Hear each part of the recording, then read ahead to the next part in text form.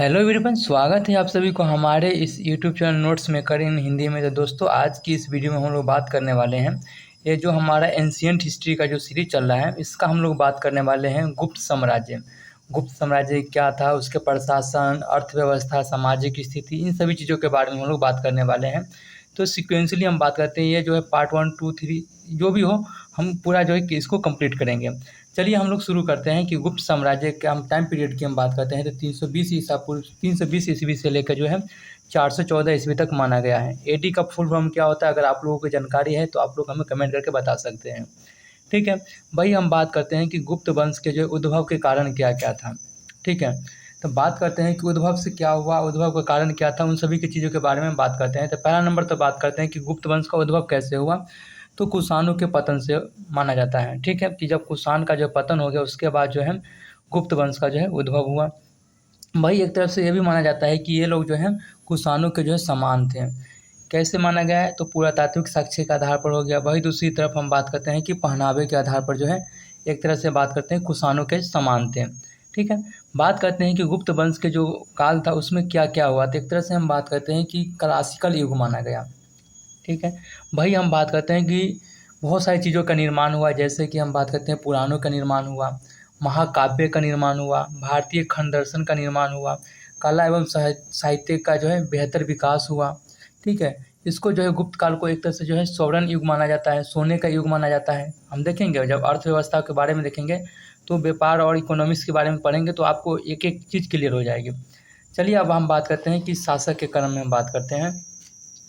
तो शासक के क्रम में हम बात करते हैं कि चंद्रगुप्त प्रथम का जो है टाइम पीरियड की हम बात करते हैं। तो 319 ईस्वी से लेकर जो है 334 ईस्वी तक जो है मान सकते हैं। ईस्वी तक, ईसा पूर्व नहीं, ईस्वी है।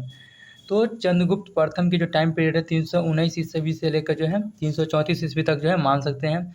और इसका जो काल था इसमें बात करते हैं कि जो चंद्रगुप्त प्रथम जो था महाधिराज की जो है उपाधि लिया था। ठीक है, वही हम बात करते हैं कि जो चंद्रगुप्त प्रथम जो है गुप्त वंश का जो है प्रथम शासक था। ठीक है, अब बात करते हैं कि यह जो है लिच्छवी के जो है राजकुमारी से जो है शादी किया था। ठीक है, बात करते हैं कि गुप्त संवत चलाया था। लेकिन एक चीज़ आपको ध्यान देने वाली बात है कि जो चंद्रगुप्त जो था एक तरह से जो है इसे जो है वेश्या माना गया था। यहाँ पर आप लिख लीजिए कि वेश्या माना जाना। और इसने जो है क्या काम किया था, लिच्छवी के जो है राजकुमारी से जो है शादी किया था। शादी करने से क्या हुआ था कि जो प्रतिष्ठा होती है उसको जो है बढ़ गया था। यानी कि जब आप मतलब कि एक छोटे मतलब कि कास्ट के थे, यानी कि वैश्य थे, जैसे कि हम लोग जानते हैं ना कि जो सामाजिक हमें वैदिक काल में जो सामाजिक विभेदीकरण जो देखने के लिए मिला था, टॉप पर जो ब्राह्मण होते थे, उसके बाद क्षत्रिय हो गए, उसके बाद वैश्य हो गए, उसके बाद शूद्र हो गए। तो ब्राह्मण को जो काफ़ी ज़्यादा जो वरीयता दिया जाता था, उसके बाद क्षत्रिय आते थे, उसके बाद वैश्य आते थे, उसके बाद शूद्र आते थे।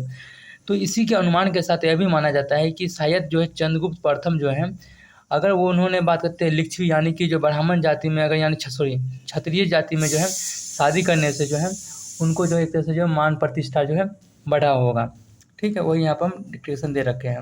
अब हम बात करते हैं कि समुद्रगुप्त प्रथम या समुद्रगुप्त मानिए, तो समुद्रगुप्त का जो है टाइम पीरियड जो है 335 ईस्वी से लेकर जो है 380 ईस्वी तक माना गया है।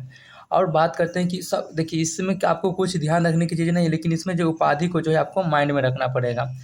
तो इसमें जो है समुद्रगुप्त जो है अश्वमेध जो है पराक्रम की जो है उपाधि लिया था।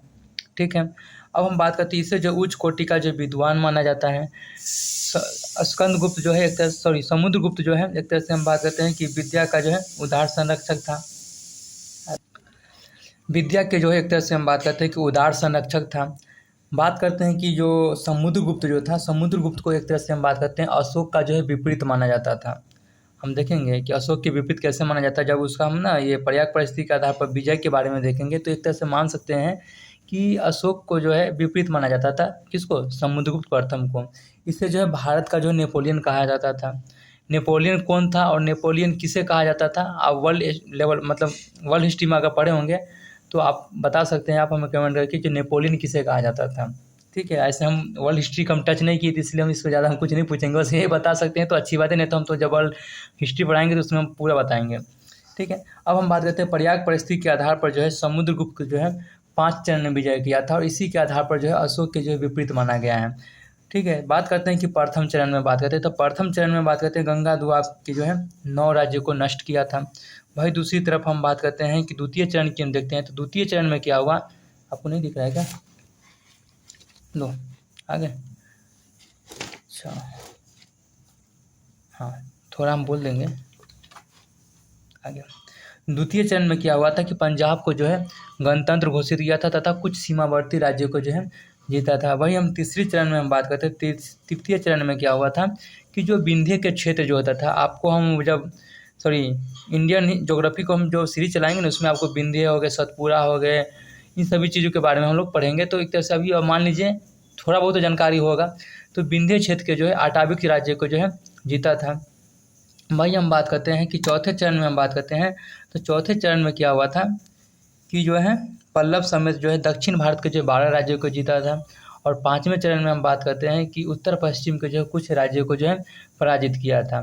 तो इसी के आधार पर जो एक तरह से हम बात करते हैं कि अशोक के जो है विपरीत माना गया है, ठीक है, और भारत का जो है नेपोलियन भी माना गया है। ठीक है दोस्तों, आज की वीडियो को फिर हम यहीं पर कंप्लीट करते हैं, जो कि लेक्चर 1 कंप्लीट हुआ। फिर हम लोग मिलते हैं जो कि लेक्चर 2 होगा। आप जो है कमेंट करके बता सकते हैं कि इसमें कहाँ पे कमियां हैं, क्या सुधार करनी है, क्या इम्पोर्टेंस है, क्या इसमें और इफेक्ट डालने की ज़रूरत है। ऐसे तो ज़रूरत नहीं है कि डालना पड़ेगा, क्योंकि हम पूरा एक एक चीज़ बारीकी से इसको लिए हैं। और वॉइस रही या फिर पढ़ाने की कुछ शैलियाँ में कमी है तो आप हमें कमेंट करके बता सकते हैं, हम उसमें ज़रूर सुधार करेंगे। थैंक यू, फिर मिलते हैं नेक्स्ट वीडियो, तब तक के लिए बाय बाय, धन्यवाद, थैंक यू।